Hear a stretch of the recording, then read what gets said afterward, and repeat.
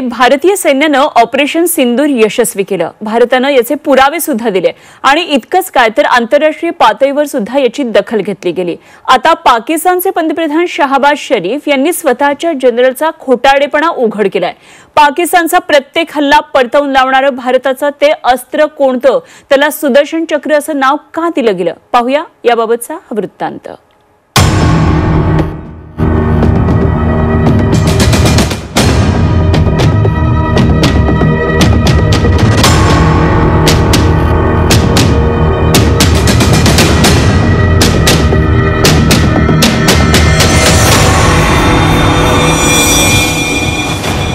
सुदर्शन चक्रात पाक खाक।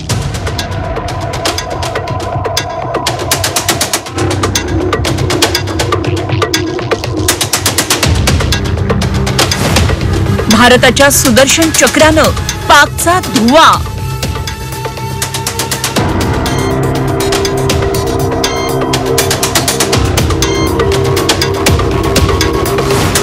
पाकचे 400हून अधिक ड्रोन्स हवेतच नष्ट।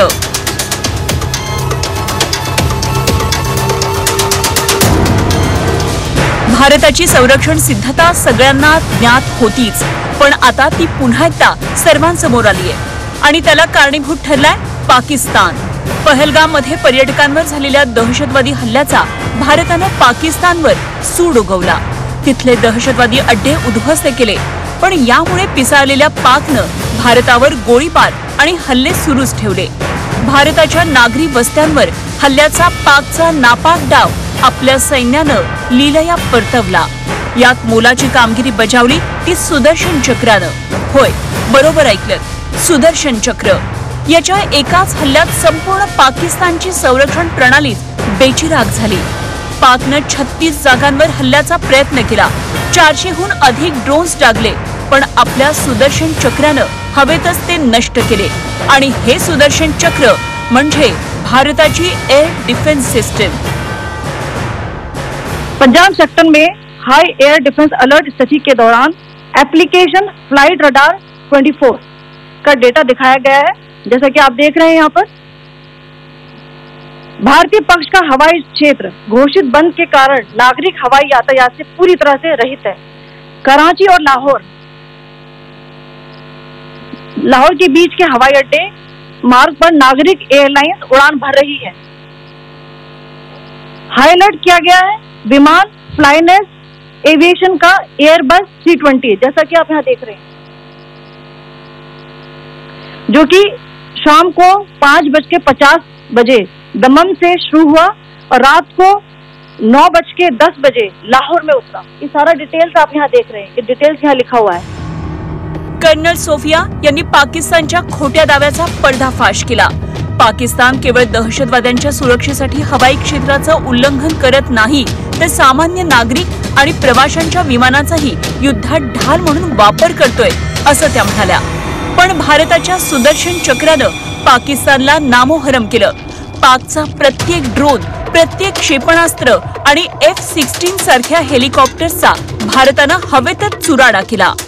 7 से 8 मई 2025 की रात को पाकिस्तान ने उत्तरी और पश्चिमी भारत में स्थित कई सैन्य ठिकानों को ड्रोन और मिसाइलों से हमला करने का प्रयास किया। इन हमलों को इंटीग्रेटेड काउंटर UAS ग्रिड और वायु रक्षा प्रणालियों द्वारा निष्क्रिय कर दिया गया।